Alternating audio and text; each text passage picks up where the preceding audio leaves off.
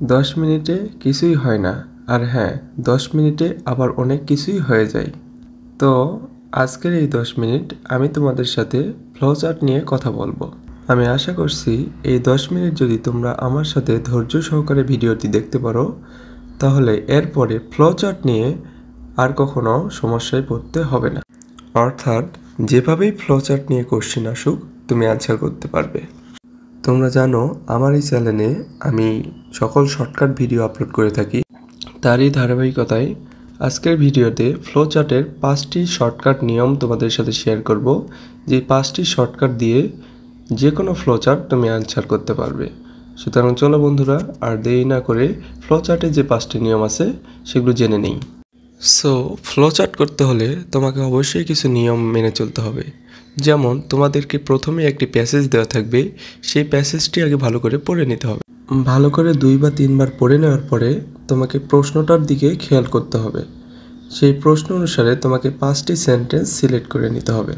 তোমাদেরকে আমি 5টি সেন্টেন্স কেন সিলেক্ট করতে বললাম, কারণ তোমাদেরকে যে প্যাসেজ দিবে সেই প্যাসেজে মোট 6টি ঘর থাকবে এবং 6টি ঘরের মধ্যে প্রশ্ন অনুযায়ী একটি কোশ্চেনের অ্যান্সার করে দেওয়া থাকবে, আর বাকি 5টি গ্যাপ থাকবে। এই 5টি গ্যাপ প্রথম প্রশ্নের উত্তর অনুসারে করতে হবে।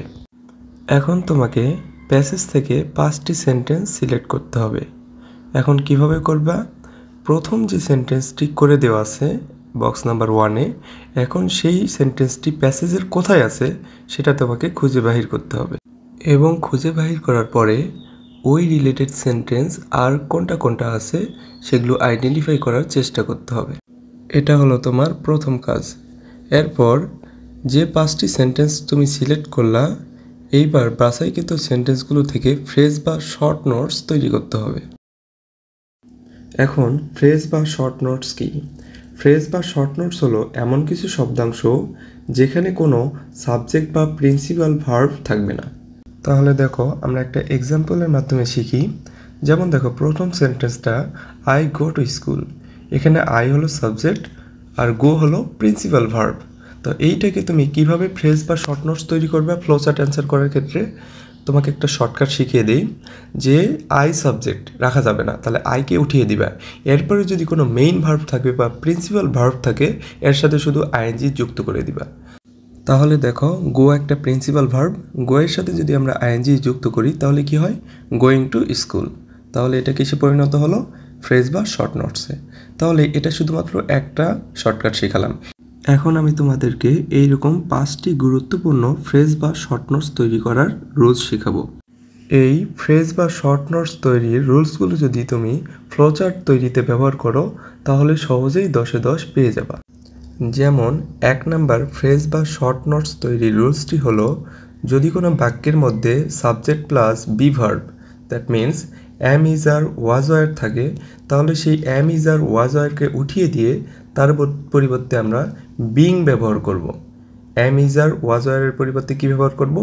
বিং ব্যবহার করব, এবং বাকি অংশটুকু লিখে দেব। তাহলে এটা কি হয়ে যাবে? ফ্রেজ বা শর্ট নোটস হয়ে যাবে। তাহলে দেখো প্যাসেজ থেকে একটি সেন্টেন্স নিয়েছি, আই ওয়াজ কালেক্টিং রাবিশ।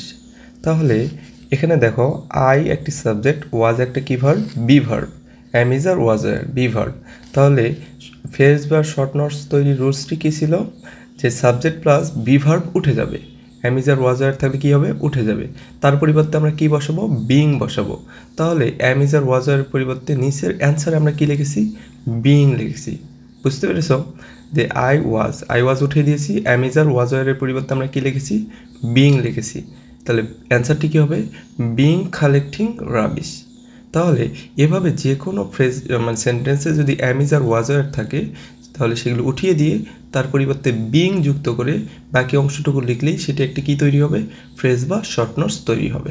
আশা করি তোমরা বাক্যের মধ্যে বি ভার্ব থাকলে কিভাবে ফ্রেজ বা শর্ট নোটস তৈরি করতে হবে সেটা বুঝতে পেরেছো। এবার দেখো 2 নম্বরে যে নিয়মটি আছে ফ্রেজ বা শর্ট নোটস তৈরি করার, যদি সেন্টেন্সের মধ্যে মডাল ভার্ব আসে তাহলে মডাল ভার্ব কোনগুলো? Can, could, may, might, must, use to, ought to, need to. এই মডাল ভার্বগুলো যদি সেন্টেন্সের মধ্যে আসে, এরপরে যদি কোনো প্রিন্সিপাল ভার্ব থাকে তাহলে সাবজেক্ট প্লাস মডাল ভার্ব উঠে যাবে এবং প্রিন্সিপাল ভার্বের সাথে সরাসরি আমরা কি যোগ করব, আইএনজি যোগ করব, তাহলেই সেটি ফ্রেজ বা শর্ট নোটস হয়ে যাবে। তাহলে দেখো আমি 1 নম্বর সেন্টেন্স দিয়েছি, I use to collect rubbish. I use to collect rubbish. তাহলে দেখো ইউজ টু এখানে একটা কি বলতো, মডাল ভার্ব। এই মডাল ভার্বের পরে ডিরেক্টলি কি আছে, V1 আছে, কালেক্ট। তাহলে use to plus I subject উঠে যাবে, ডিরেক্টলি প্রিন্সিপাল ভার্ব কালেক্টের সাথে কি যোগ করব, আইএনজি যোগ করব। তাহলে সেন্টেন্সটি কি হবে, কালেক্টিং রাবিশ। এটি একটি ফ্রেজ বা শর্ট নোটস তৈরি হয়ে গেছে। 2 নম্বর রুলসের মাধ্যমে আমরা শিখলাম যে কোনো মডাল ভার্ব যদি আসে, মডাল ভার্বগুলো উঠিয়ে দিয়ে ডিরেক্টলি আমরা প্রিন্সিপাল ভার্বের সাথে আইএনজি যোগ করে ফ্রেজ বা শর্ট নোটস তৈরি করতে পারবো।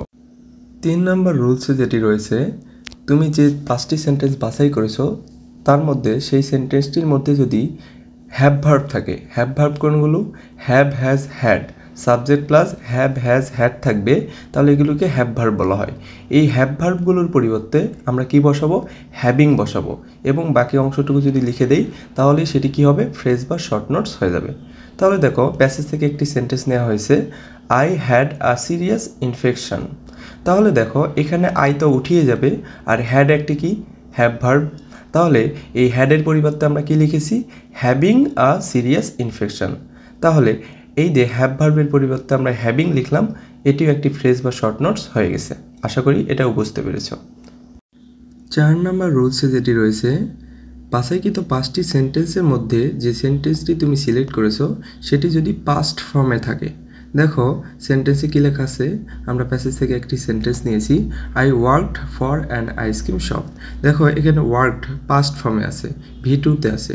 তাহলে যে কোনো মেইন ভার্ব যদি পাস্ট ফর্মে থাকে সেটাকে আমরা প্রেজেন্ট ফর্মে নিয়ে এসে তার সাথে কি যোগ করব, আইএনজি যোগ করব এবং সাবজেক্ট উঠিয়ে দেব, তাহলেই সেটি কি হবে, ফ্রেজ বা শর্ট নোটস হয়ে যাবে। তাহলে অ্যান্সারটা কি হবে, ওয়ার্কিং। ওয়ার্কের প্রেজেন্ট ফর্ম হলো ওয়ার্ক, ওয়ার্কের সাথে আমরা কি যোগ করছি, ING, working for an ice cream shop. এবার দেখো সর্বশেষ রুলস 5 নাম্বার, কিন্তু অনেক গুরুত্বপূর্ণ। বাছাইকৃত 5টি সেন্টেন্সের মধ্যে যদি প্রশ্নে উল্লেখিত সাবজেক্ট ব্যতীত অন্য সাবজেক্ট উল্লেখ থাকে তাহলে হুবহু ওই সেন্টেন্সটি তুলে দিতে হবে এবং মেইন ভার্বের সাথে আইএনজি বসাতে হবে, তাহলেই সেটি ফ্রেজ বা শর্ট নোটস হয়ে যাবে। তার মানে এখানে ধরে বুঝতেছি যে প্যাসেজে যে বক্তাকে নিয়ে কথা বলা হচ্ছে সে ব্যতীত যদি অন্য কোনো বক্তা কথা বলে তাহলে হুবহু ওই সেন্টেন্সই রেখে দেব, শুধুমাত্র যে মেইন ভার্ব থাকবে সেই ভার্বের সাথে আমরা কি যোগ করব, আইএনজি যোগ করব, তাহলেই সেটি ফ্রেজ বা শর্ট নোটস তৈরি হয়ে যাবে। অর্থাৎ আমি যে প্যাসেজে তোমাদের কোশ্চেনটি দিয়েছিলাম, read the following text and make a flowchart showing or mentioning the lifestyle of Amerigo. দেখো প্যাসেজটি আমেরিগোকে নিয়ে বর্ণনা করা হয়েছে, কিন্তু যখন আমরা যে সেন্টেন্সটি নিয়েছি সেটি হলো ওনারকে নিয়ে লেখা হয়েছে, the owner of the shop gave me something to eat. তাহলে এই ক্ষেত্রে এখানে ওনার এই প্যাসেজের বর্ণনাকারী নয়, সুতরাং আমরা পুরো সেন্টেন্সটি লিখব, শুধুমাত্র মেইন ভার্ব গেইভ এর সাথে আইএনজি যোগ করে দিলেই এটি ফ্রেজ বা শর্ট নোটস তৈরি হয়ে যাবে। সুতরাং অ্যান্সারটি কি হবে, the owner of the shop giving me something to eat. আমি তোমাদের সাথে 5টি রুলস শেয়ার করলাম, এই 5টি রুলসের মধ্যেই ফ্লোচার্ট এসে থাকবে। এখন প্রশ্ন হলো তুমি পরীক্ষার খাতায় ফ্লোচার্ট কীভাবে অ্যান্সার করবা, বক্সগুলো কিভাবে সাজাবা। আর একটা কথা বলে রাখি যে ভিডিওগুলি আমরা অনেক কষ্ট করে তৈরি করে থাকি, আর ভিডিওতে তোমরা লাইক কমেন্টস করলে আমরা আরও অনুপ্রাণিত হই এইরকম গুরুত্বপূর্ণ ভিডিওগুলি তোমাদের সাথে শেয়ার করার জন্য। সুতরাং অবশ্যই চ্যানেলটি সাবস্ক্রাইব করে রাখবা পরবর্তী ভিডিও পাওয়ার জন্য, এবং ভিডিওতে অবশ্যই লাইক কমেন্টস করবে। এখন সর্বশেষ পরীক্ষায় তোমরা এভাবে অ্যান্সারটি করবে। প্রথম কলামে তোমরা যেটি পরীক্ষায় দেওয়া থাকবে যে বক্সে সেটি লিখবে এবং 2 নাম্বার দিবা, দিয়ে দ্বিতীয়টা লিখবা, 3 নাম্বার দিবা, 3 নাম্বারটা লিখবা, 4 নাম্বারটা, 5 নাম্বারটা, এবং বক্সের যে দৈর্ঘ্য এই দৈর্ঘ্যগুলো সবসময় সেম রাখার চেষ্টা করবে, বুঝতে পারছো, এবং তীর চিহ্ন দিয়ে দিয়ে দেখাই দিবে, তাহলেই তোমরা ফ্লো চার্টে 10-এ 10 পেয়ে যাবা ইনশাআল্লাহ। আমার চ্যানেলের প্লে লিস্টগুলো ঘুরে আসতে পারো, প্যারাগ্রাফ, স্টোরি, সকল রাইটিং সাইট এবং গ্রামার সাইটের শর্টকাটগুলো দেওয়া আছে, তোমরা সহজেই এগুলো শিখে নিতে পারবে। ধন্যবাদ, দেখা হবে পরবর্তী কোনো গুরুত্বপূর্ণ ভিডিওতে।